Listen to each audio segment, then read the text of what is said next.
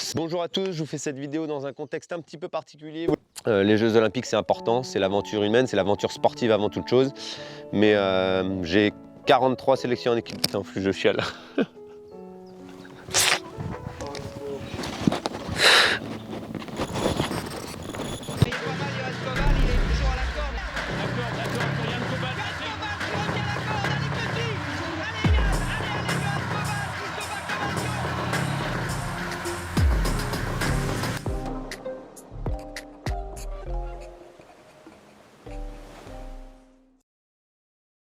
Bonjour à tous, je vous fais cette vidéo dans un contexte un petit peu particulier et c'est pas sans émotion que je tourne celle-ci. D'ailleurs, on est à plusieurs prises, je ne sais pas si j'arriverai enfin à la terminer. Vous le savez, pour ceux qui suivent mon actualité, j'ai eu une intervention de PRP fin décembre 2020 parce que j'avais une fissure sous le talon. J'ai fait une intervention de PRP qui a cicatrisé cette fissure, mais en voulant reprendre l'entraînement un peu trop intensivement sur un stage à Tenerife fin février, début mars, j'ai refissuré le pied parce que forcément, pour avoir l'objectif olympique, il faut s'entraîner dur, il faut tenter l'aventure à 100%, ce que j'ai voulu faire, et donc j'ai refissuré le pied. J'ai fait le choix avec le chirurgien de tenter de courir sur la douleur parce que la douleur chronique était quand même supportable et du coup refaire une PRP en février ou mars, forcément ça mettait une croix sur les Jeux Olympiques et j'ai tenté à 100% cette aventure et du coup je me suis entraîné dessus en ayant des douleurs séance après séance, mais c'était quand même supportable. Sauf qu'il y a 10 jours, à l'entraînement, j'ai voulu mettre une grosse intensité plus importante et là, ça m'a fortement lancé le pied. J'ai réussi à placer ma séance, mais le lendemain et le surlendemain, le pied était dans une douleur catastrophique. Du coup, la semaine dernière, j'ai décidé d'aller voir le chirurgien à Bordeaux qui me refait une échographie et là on voit qu'il y a 5 mm encore de fissure sous le talon. Deux choix s'offrent à moi à ce moment-là, soit faire une injection de corticoïdes. Le corticoïde c'est un produit dopant, donc il faut une autorisation à usage thérapeutique. Ce n'est pas du tout dans mon état d'esprit de faire ça, j'en ai jamais eu de ma carrière, c'est pas aujourd'hui que je vais commencer. Et cette injection, ça implique de courir sans douleur, mais ça ne cicatrise pas le pied et ça en aucun, ça a un remède qui va me soigner. Donc ça va être juste sauver entre guillemets l'aventure olympique pour cette année. Sauf que sur le futur, on ne sait pas ce que ça va donner. Si je fissure totalement le tendon, c'est même plus la peine. La saison et la carrière professionnelle, même, c'est totalement fini. Pour refaire une injection de PRP, c'est forcément, vous l'avez deviné, le choix que j'ai fait. C'est pour ça que je vous fais cette vidéo aujourd'hui.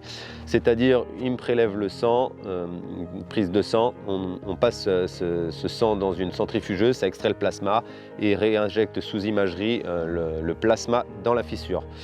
Donc qu'est-ce que ça veut dire? Ça veut dire fin de la saison, forcément. Je pense que j'avais le niveau de faire les minima pour les Jeux Olympiques. Sauf qu'aujourd'hui, la carrière que j'ai, c'est 2 Jeux Olympiques, champion d'Europe, plusieurs finales mondiales. Et voilà, et un beau palmarès en équipe de France. Et à chaque fois que j'ai porté les couleurs de l'équipe de France, c'était pour défendre le maillot. Je ne me suis jamais présenté sur un championnat en me disant je ne vais pas y arriver, je suis moins bien, je suis dans le dur. À chaque fois, j'ai eu un niveau de forme qui était plus conséquent que mon niveau de forme en amont dans la saison. C'est-à-dire qu'aux Jeux Olympiques en 2016, quand je fais 5e, j'avais une valeur intrinsèque à l'entraînement qui était sur des chronos à moins de 8-10. Et la preuve en est, c'est que je fais une belle 5e place en 8-16, en finale sous 40 degrés dans un stade voilà, un peu en ébullition. Aujourd'hui, pourquoi ce choix? Il y a plusieurs options, il y a plusieurs choses qui m'ont fait stopper la saison sur ce choix de faire l'intervention de PRP et pas courir avec des corticoïdes. L'aspect sanitaire, très important pour moi cette année. J'ai toujours eu une programmation détaillée, pointue, millimétrée. Je faisais un stage, 3 semaines ici, 2 semaines ici, une rentrée en compétition pour avoir un premier pas sur 1500 mètres, plus un 3000 steeps derrière. Cette saison, ça a été des changements, des bouleversements, des annulations. Le Kenya annulé, l'Afrique du Sud décalé, l'Éthiopie pas possible, etc. Du coup, je suis parti à Fourmeux dans des contextes assez particuliers. Encore une fois, je ne me donne pas d'excuses par cette vidéo, mais j'essaie d'expliquer pourquoi tout ça.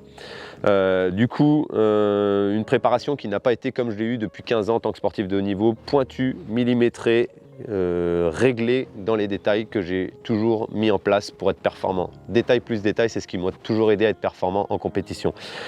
J'ai pas pu faire ma préparation, j'ai pas pu visualiser une période de compétition. Le meeting de Montreuil m'avait monté un 3000 steeple en dernière minute parce que j'avais une zone de forme à prévoir plutôt qu'un pic de forme à prévoir. Et ça, avec mon coach, on a vraiment eu du mal à le faire. Quand ça fait 15 ans qu'on est dans le truc, moduler cette saison, ça a été particulier. Les mesures sanitaires, c'est aussi des contraintes. Je savais que quoi qu'il en était, ma femme et ma famille ne pouvaient pas venir à Tokyo. Ça, c'est pour moi quelque chose de fort parce qu'ils m'ont toujours suivi sur tous les grands championnats et que c'est une force d'avoir ma famille à côté de moi dans le stade. Juste avant la veille de rentrer en compétition, j'ai besoin de cette famille, j'ai besoin de ces proches qui sont là pour m'encourager, qui sont là au quotidien. Et là, je savais qu'ils ne pouvaient pas venir au stade.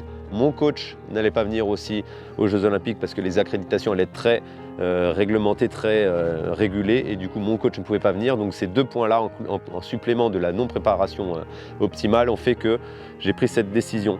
Et il y a aussi un point important, c'est qu'il y a de la jeunesse qui arrive sur 3000 steeples et ils sont performants, je pense qu'ils vont bien exploser cette année, je vais suivre ça avec attention et que je pense que de me battre pour potentiellement avoir une sélection en équipe de France, priver un jeune qui a le niveau d'aller aux Jeux Olympiques parce qu'avec mon expérience, je pense que sur un championnat de France, j'étais capable de matcher avec eux et que j'avais des armes encore pour faire une course optimale. Mais je sais que 2 jours après, si je vais aux Jeux Olympiques, je fais une course. Je me sélectionne au jeu, j'arrive là-bas, je fais une série qui se passe bien.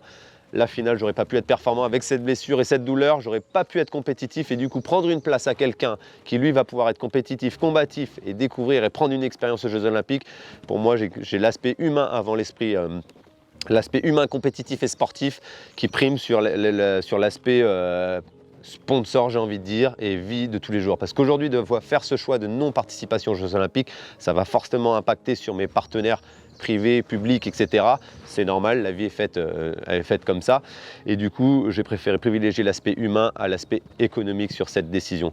Donc c'est pas forcément, ça a été difficile à prendre, ça a été difficile à choisir, à faire ce choix. Mais il est important parce que j'ai envie de continuer ma carrière. L'objectif, c'est Paris 2024 sur marathon. Avant, je vais faire des semi-marathons, des 10 km. Et pour être performant sur ces distances-là, il ne faut plus avoir de douleur dans le pied. Parce que déjà, si j'ai mal sur un 3000 steeple ou sur un 1500 mètres à l'entraînement, imaginez courir sur 10 bornes avec une fissure dans le pied, ce n'est pas forcément optimal. Du coup, aujourd'hui, 1 mois de repos complet, sans course, sans vélo, sans natation, vraiment déconnecté psychologiquement, me remettre au vert. Et ensuite, le mois de juillet, retravailler une grosse caisse à vélo, un peu de natation, profiter de l'été, profiter de mes proches. Vous savez, ça fait 15 ans que je suis sportif de niveau et ça fait 15 ans que je n'ai pas eu un été avec ma famille. Je suis tout le temps en déplacement, en stage, en compétition. Et du coup, je vais essayer de me régénérer en profitant de ma famille, de mes proches, de mon coach, enfin bref, d'être dans une autre dynamique cet été, d'essayer de voir les choses différemment. J'arrive à tourner cette vidéo enfin sans pleurer parce que les autres prises d'avant, elles étaient un peu plus difficiles à faire. Et du coup, j'ai envie de terminer avec le sourire. C'est pas fini, c'est juste, j'ai envie de dire, une page du livre qui se tourne, Yohan Koval. Et du coup, l'aventure, elle va continuer de plus belle. Je vous le garantis, là, les larmes sont en train de remonter. La carrière n'est pas finie. Je prends le temps qu'il faut pour récupérer de cette blessure, en finir. Courir sur la douleur, je l'ai fait pendant 4 mois, c'est difficile, ça fait du mal. Mentalement, psychologiquement, faire beaucoup de soins tous les jours, ça m'a vraiment puisé. Et là, je pense que ces 2 mois vont être très importants pour régénérer mentalement, physiquement et revenir de plus belle. Donc je vous donne rendez-vous à très bientôt, plus sur les pistes, mais sur route, parce que vous l'avez deviné, je vous l'ai dit, l'objectif maintenant, c'est Paris 2024 sur marathon. Donc continuez à me suivre, l'aventure olympique n'est pas terminée pour la suite de ma carrière. En attendant, je souhaite bon courage à tous les compétiteurs. Je vais suivre de ça avec attention cette année. Les jeux, je ne serai pas aigri. Je serai à 100% derrière les Français pour les supporter. J'ai plus qu'à vous dire à très bientôt sur les routes. Peut-être en fin d'année, pourquoi pas recommencer à être performant sur un 10 km, sur un semi. Je vais voir. Pour le moment, je récupère et je me mets au vert. À très bientôt. Merci à tous d'avoir suivi cette vidéo et à très vite. Ciao, soupape.